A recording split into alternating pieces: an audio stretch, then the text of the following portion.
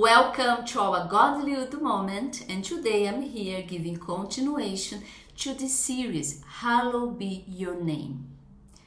Meaning, how can we make this effective in our daily life? I hope you have been watching the previous Godllywood moments. If you didn't, you still can go back and watch them, because you will learn different areas in your life, working place, with friends. How can you sanctify the name of God in your friendship, in the working place, in the social platforms? So if you didn't, go back and watch. And today I'm going to talk about how to sanctify the name of God in your marriage, as well as a single lady who is dating. Okay, so how can I sanctify the name of God as a single lady who is dating? When I was dating, I dated my husband for 2 years.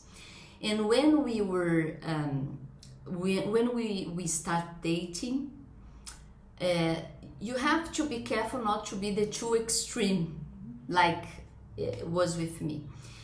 When my husband held my hand for the first time, I got scared. Oh, are we allowed to hold hands? When you are dating, yes, you are allowed to hold hands. But you should not allow inappropriate touching in your body when you are dating. Because if you want to sanctify for this, hallowed be your name, be effective every day through your dating as well in your life, you should not allow your boyfriend to touch in the areas of your body he's not supposed to. Everybody else out there may be allowing it. Everybody else there who is dating may be doing this, doing that. But remember, in one of our Godllywood moments, if you watch it, we learned that hallowed be your name, meaning holy, to be separated. So we choose to separate ourselves to please God, so to live different. So as a single lady who is dating, you have to behave differently. You have to know your place. You should not go. You see, when I was dating my husband, when he would go to meet with me, maybe in the house, he would go to my house maybe to have lunch with me and my family. My family was there. I was never alone in the house. We would go out to public places, not to places where there is no one, it's only you two. You see, you have to be careful. These little things that will help you to keep sanctifying the name of God through your dating. It's little things that sometimes you think, but I won't do anything wrong.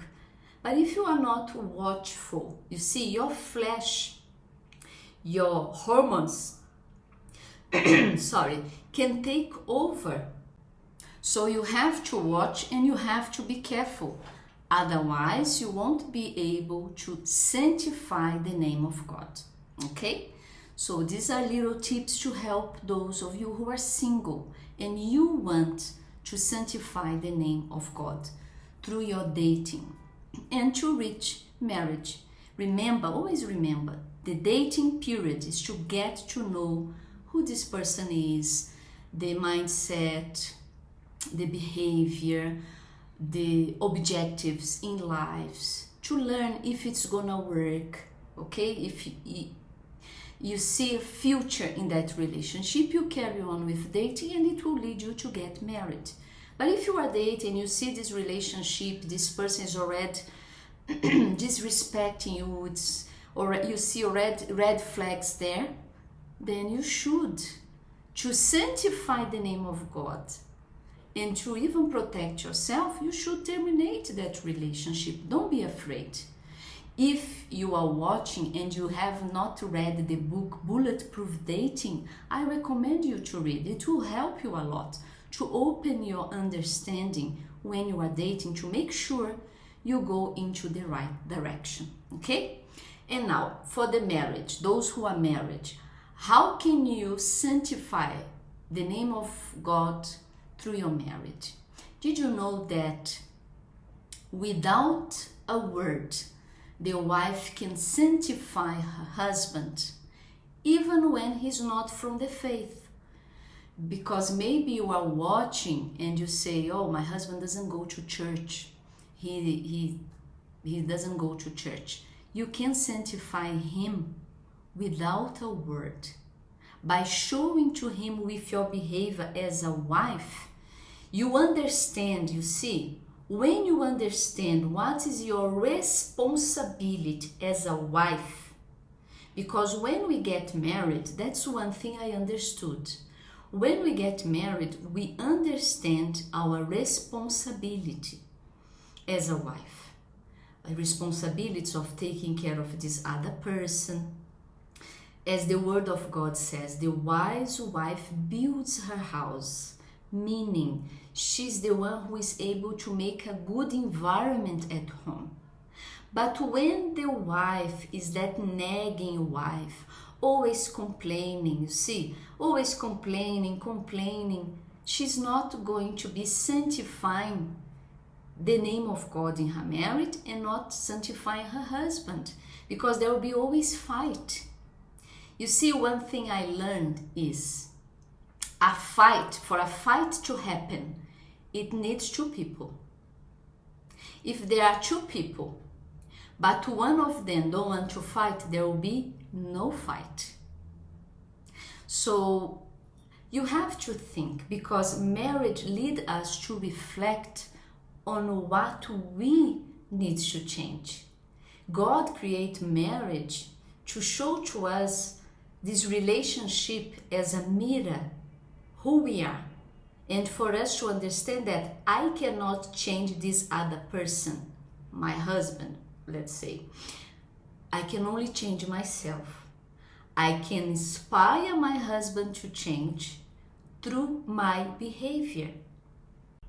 I'll give an example, just for you to have an idea. Something simple that happened to me.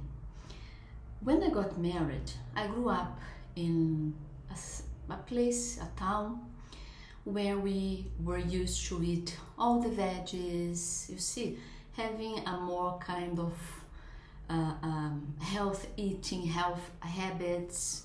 Even within my family, my mother was always trying diets and trying to be healthy. So I was already growing up with that, and I eat all the veggies.